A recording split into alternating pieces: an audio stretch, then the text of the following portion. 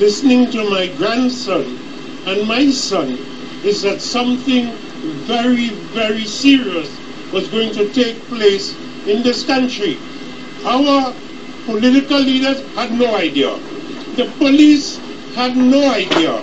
But if you looked at young blacks and young whites with a discerning eye and a careful hearing, they have been telling us, and we would not listen, that what is happening in this country to them.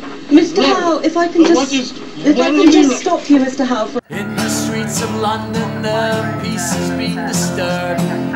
Fires burning everywhere, the language of the unheard. There's a generation thwarted with no ownership and pride, and fat cats with bellies as wide as the rich and poor divide. A broken social contract, bottom-up austerity.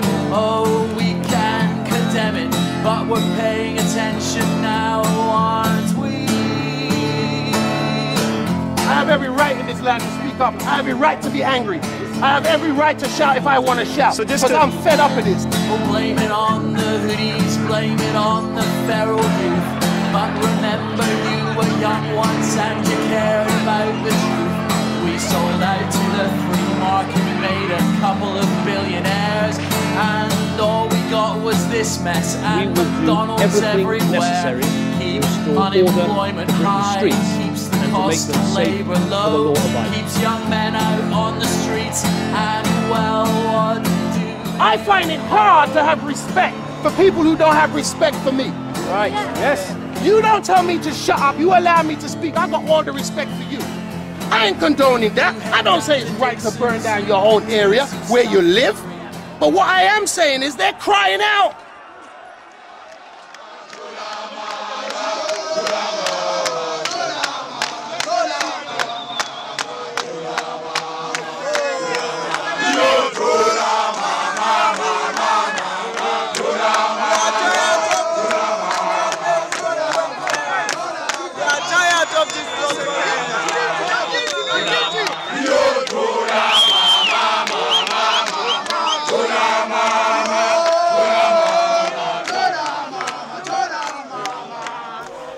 I was approached by Cecil at the end of 2010. They told me they had a bit of a situation with some of the youth in the Zamdela community that surrounded their plant. There still seemed to be a lot of anger against Cecil as a corporation, and many of the people felt completely ignored and overlooked. Death threats had been made against some of the Cecil employees, and Cecil was looking for a way to extend an arm of friendship or support, particularly towards the youth in the community. The government in itself, it takes money to help other continents. People, they go and make crime in Cecil because they don't work. They broke the houses, whatever they can do to get money. And we stay hungry here. We stand here for about 2 months to 3 months, we stay without food here. I'm suffering, my children are suffering. You don't have money, you don't have nothing. You don't have job, we are hungry, man. So we'll fight for our right until we're dead. Cecil, it makes a lot of money. We must fight for our right. Part of my work involves coming up with unique initiatives or projects which might address a social problem in a creative way. So I pitched this crazy idea to Cecil, where we'd simply give permission and create a platform for these frustrated youth to be seen and to be heard. And I didn't think that Cecil would go for it, but to their credit, they did. Yeah, going into a community and you're saying what's out here is greenfield stuff for us, and I have no doubt that we're doing the right thing.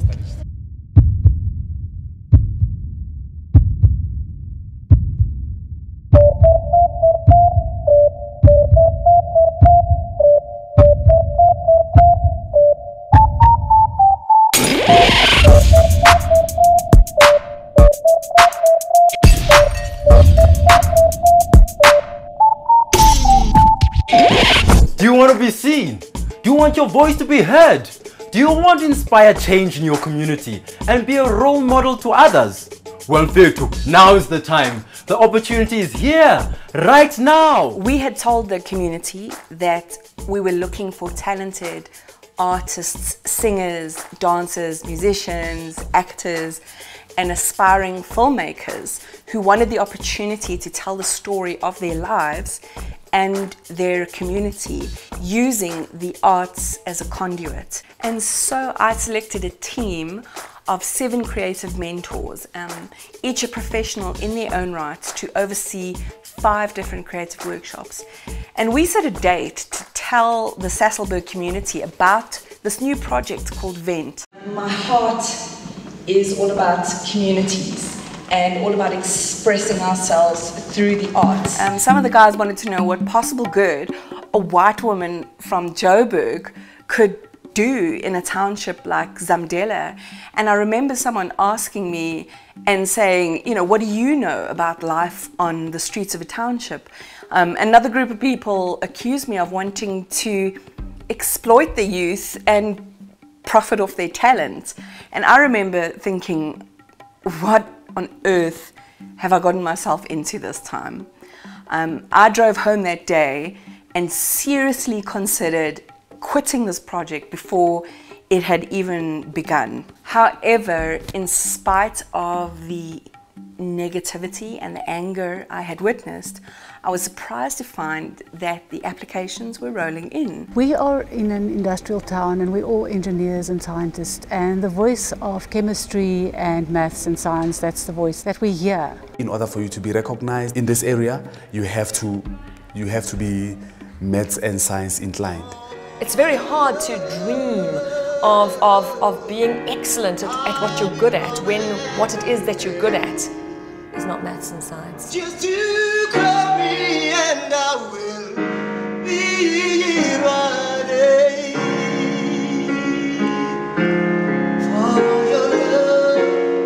for your love, I will do anything. Yes, I do, just to see this Sasol has not done a production like this with raw talent. We've always taken people that have either studied or are practicing in a very formal environment.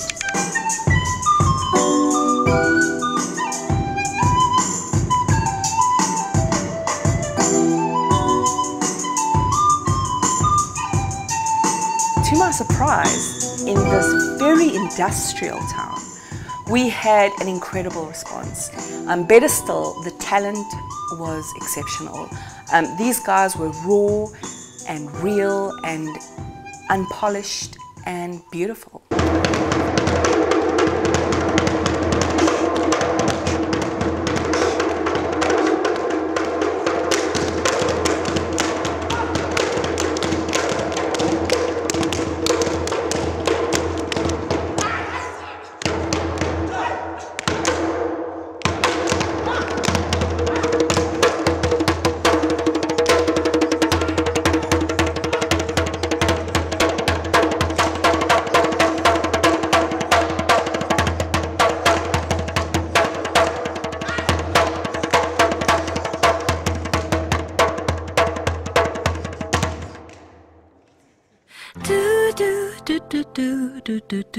I'm happy and excited to be here because, I mean, having to see the talent that is happening around here, I think I'm truly blessed to be here.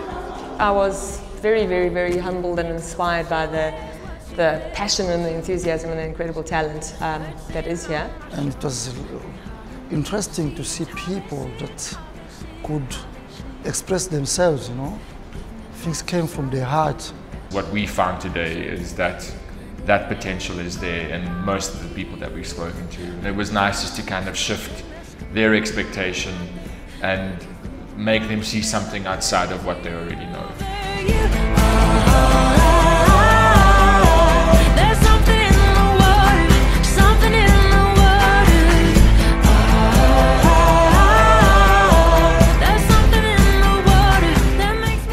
Out of that 40, maybe 20 we had decided were tops. We had another 10 in the first 10 this morning that were tops. So now we're stuck with the situation of what are we going to do. So we've had to look at other avenues. Are they involved in the community? Are they being supported in any other way? Perhaps they belong to another group that's supporting their art. And now we have to start thinking in a different way of how we're going to accept people, not just purely on the brilliance of their performance, because so many of them are so good, but we need to look at how we can also support them in other ways. In fact, it was a really tough job for us to choose only 50 participants for this particular project. But after 3 days of auditioning, we did. And in March 2011, Vent Sasolburg officially kicked off.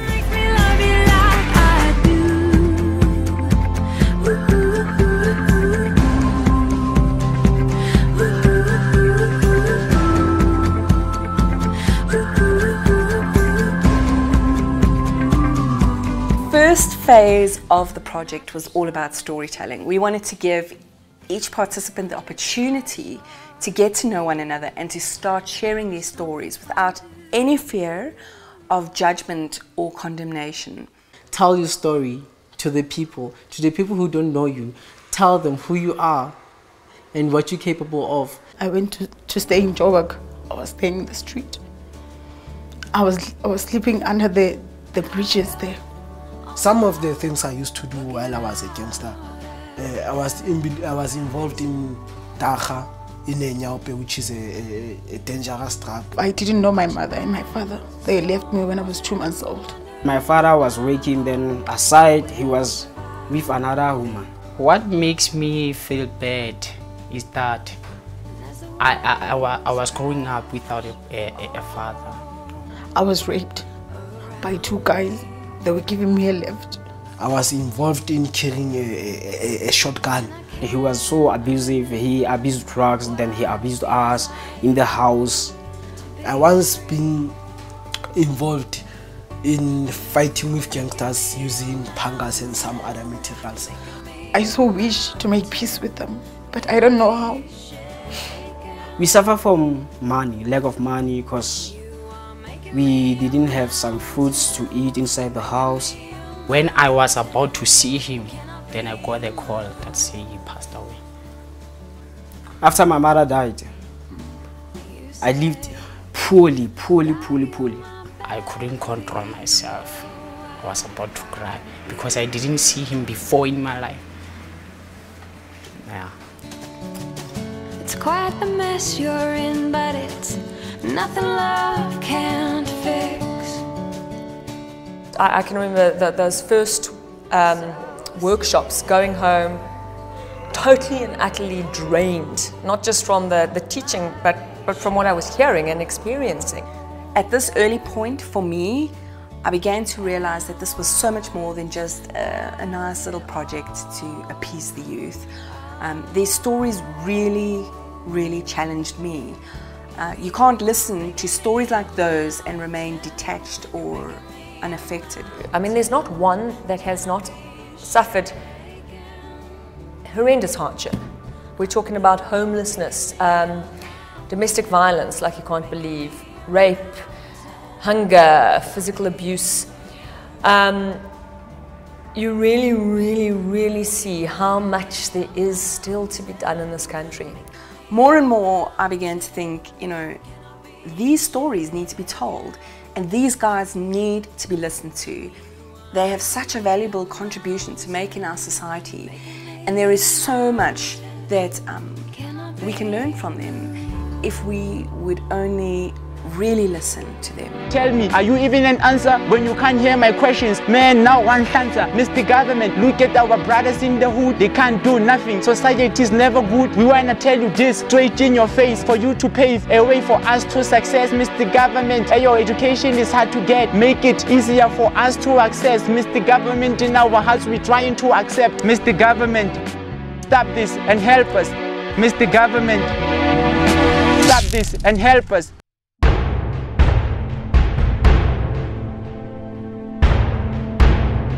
The issue in Zambia is people are killing each other, my friend. Others can't go in Snake Park because of their gangsters. And when we can't get a job, we plan to kill others. When we can't get a job, we plan to kill others. I'm unemployed, you see, that's why we're getting involved in gangsterism. Do you get me? They can take it to whatever they think, they can take it, or you can get inside here, can hide out that side, but I don't give a shit. But if you can listen to me, listen to me. That's what I'm saying. Listen to me, you don't listen to me, I don't give a shit.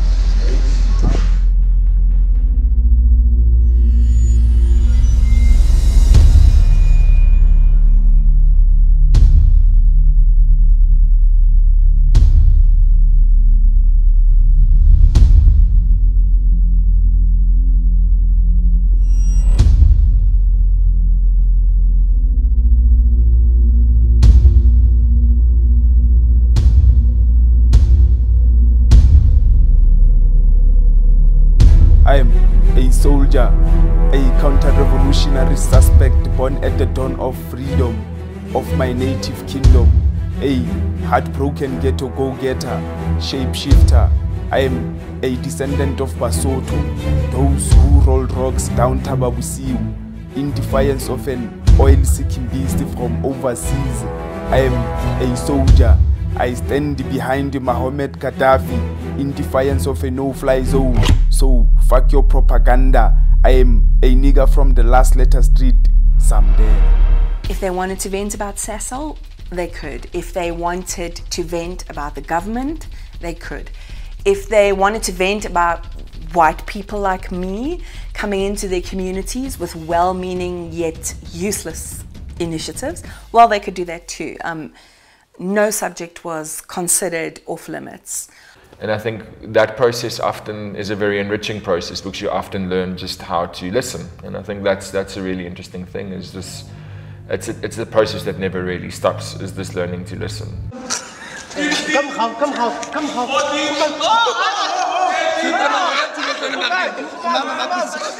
It's my business. Come on. And then one. So. What?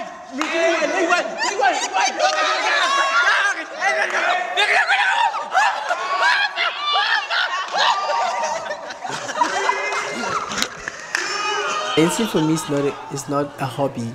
I don't do it for hobby because this is my life and this is who I am. I chose to be a dancer and I am a dancer, you know.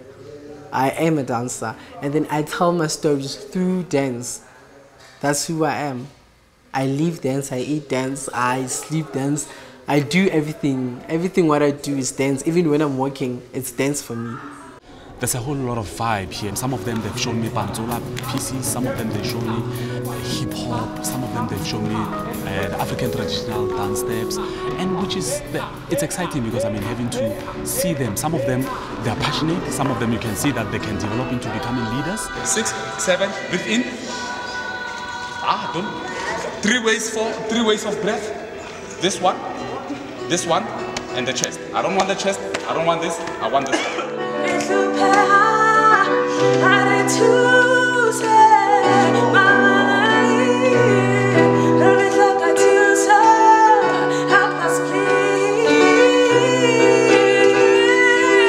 They want to learn more. They're trying their best to express themselves through music. You know, they never believe that one day something can happen like this. They can play in front of so many people who come, and today is like they are gifted to do so and free. And I'm happy for them, you know, because they're happy. If they're happy, I'm also happy. The very essence of this project relies on the fact that we give permission and create a platform for those who are typically overlooked or ignored by society, and we allow them to vent and talk and and dream. Welcome to a ghetto street gangster's paradise. And every day bloody dice is crime valley. A youthful violence they are perpetrate. How long will be mediate? Women are raped in parks. Children are running with the guns. Nyaboni life is not good. On our side, police are fleeing with those prostitutes. I try hard to focus on reality. Babies are sleeping in trains. So ghetto teenagers are sniffing cocaine. Yo. Like much of South Africa, there are incredibly challenging aspects to life here, and in some cases probably more extreme than many parts of South Africa. I think the real underlying problem is just simply people respecting another person as being equal to them, or seeing and hearing them as being worthwhile to see and hear. We refuse to edit them or to argue with them or to try and correct them or to try and convince them to see things our way. We simply wanted them to know we see you, we hear you, and your feelings are valid. But there's also a youth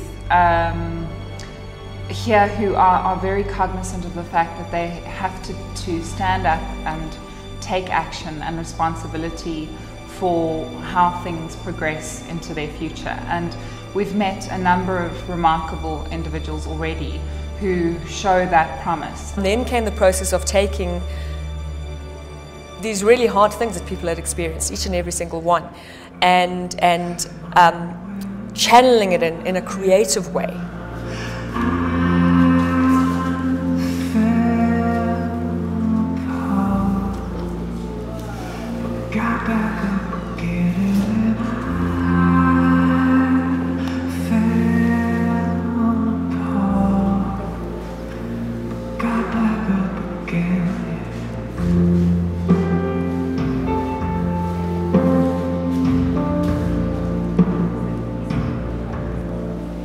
One of the reasons why the arts have been such an integral part of Vent is because arts allow you to purge and vent and get all your negative stuff out in a way that doesn't hurt yourself and it doesn't hurt anybody else. The feeling I get when I'm watching it set tells me I should follow that sun to the west, and I've never been more positive that the rest of our lives in this current state of mind is just as good as if we already died. And when my heart speaks, I gotta listen to it. Now it's telling me that there must be something better than this. Art is the only place of happiness for me. It's the only place whereby when I'm stressed, when I have frustrations and many things, you know, when I can dance and do drama or poetry or anything, art heals me and changes my inner person to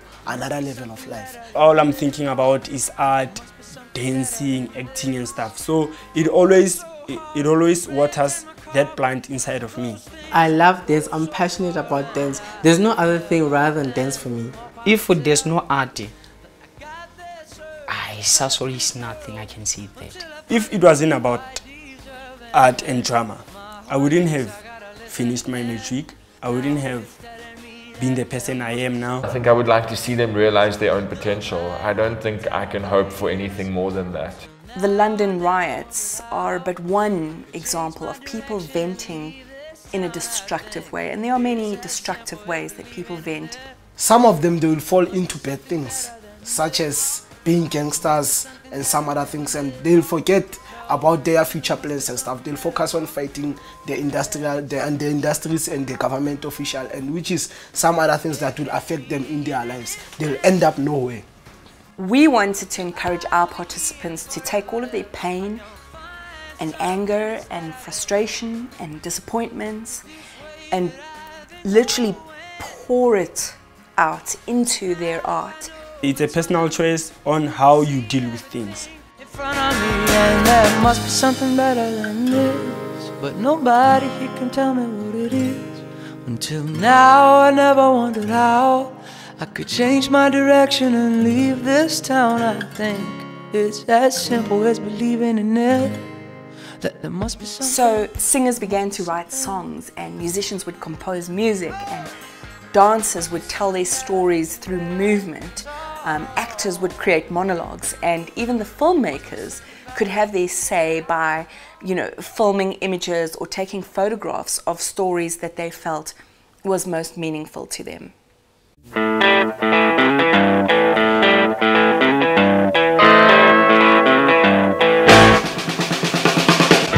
Phase 3 was all about the platform, or creating this platform or space. We put together a show or a production, which was actually a celebration of everything that we had accomplished together over the past couple of months. But this show was really unique. Usually with big productions or shows, you have people who write scripts and songs, and then those people teach everybody else what to say and what to sing. Every song, every poem, every monologue, every illustration, every story came from our participants. So much came up, and with a show like this, you know, it's not like we had 6 months to go, now we're going to write a musical and this is the story. It was basically, the point of this was having a platform for people to have their stories shown and heard. In the very first workshop, one of the groups in drama did this hugely powerful physical theatre scene where they reenacted a rape, a gang violence rape. So we dredged that up again, and I said, okay, can you incorporate the whole group in that? And we used that as the intro to Nomvula, which is one of the most beautiful, powerful moments of the show, I think.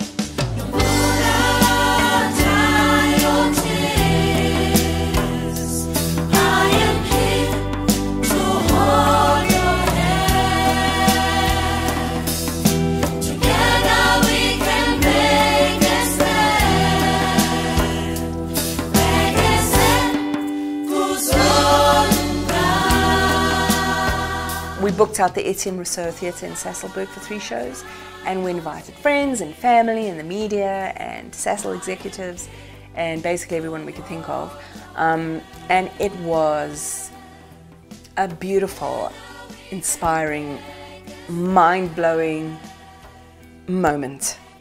Just one of those moments where you just, you know, just go, wow. Lo and behold, a place where all of this and that is up to no one but you.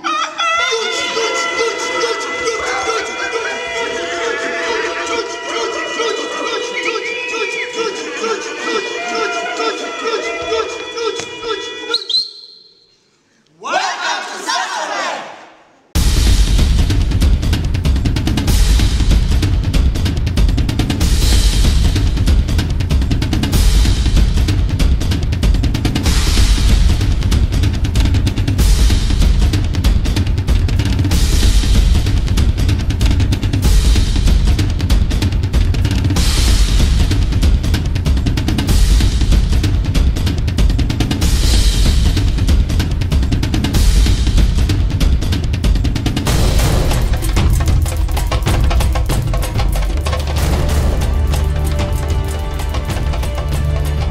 There were so many tears from me, from those who watched the production, from the guys in the audience, and certainly, you know, from those who participated. It was almost like there was just this release of, you know, emotion. After the whole production, it was soul healing and lovely in a way that I even cried, you know. Yeah, and that's when I realized that there's actually more into acting than making cash.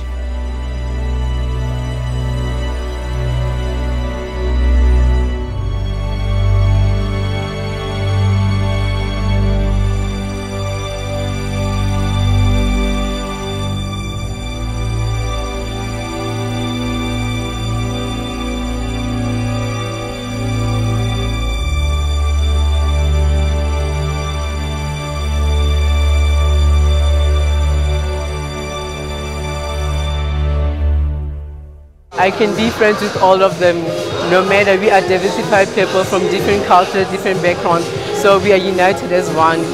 The relationships built very, very strong. It was just amazing. We were so close now, so it's difficult to separate again, you know, back to square one.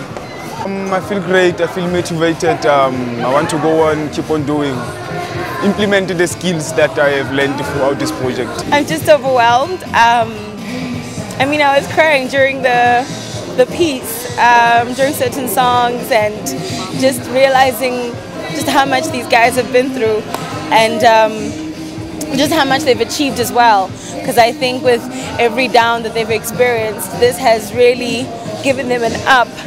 It was out of this world. And to think that these are young folks who a couple of months ago did not have that much exposure. This was incredible. This is pure first class. With the house music. Oh, we got the house music. Come on.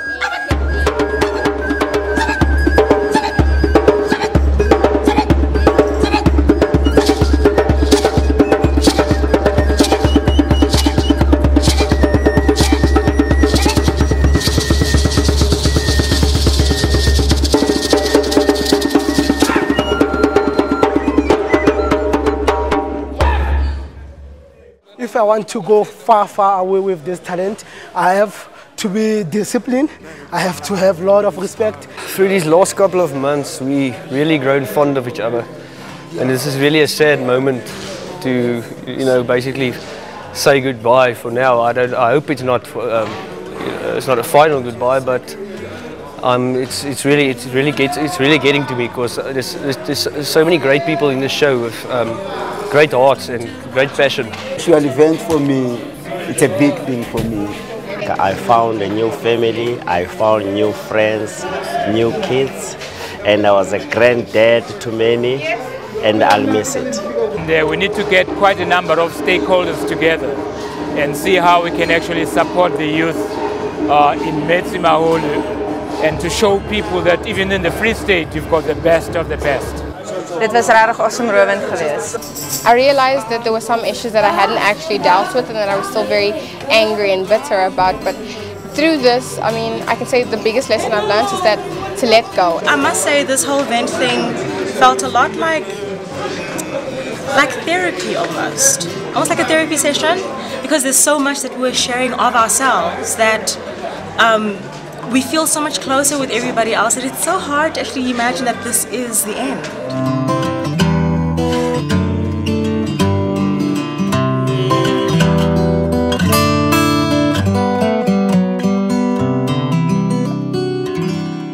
I cannot actually begin to stress how empowering it is for somebody who has been so invisible and so ignored for most of their lives to finally be given permission and a platform and a voice, and for people to really listen and hear what they have to say.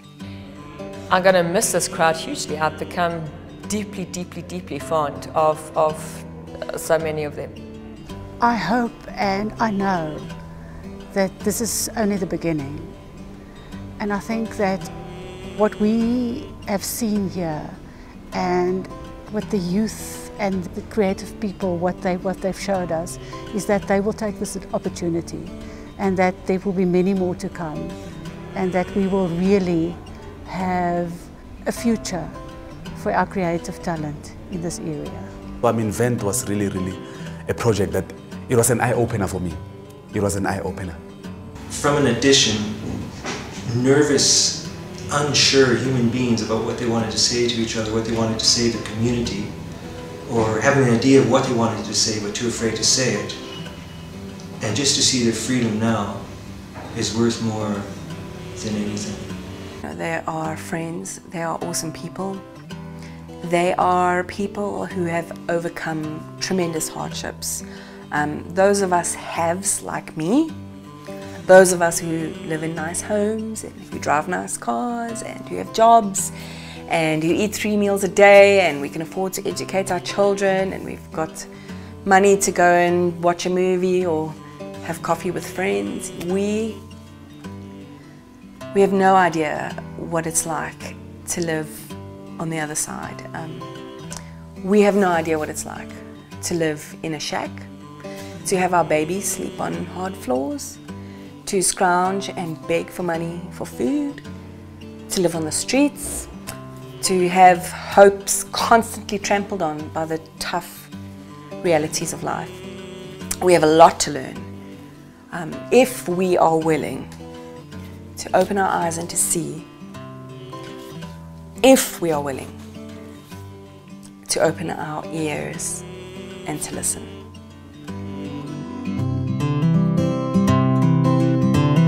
I swear there is more here than sand.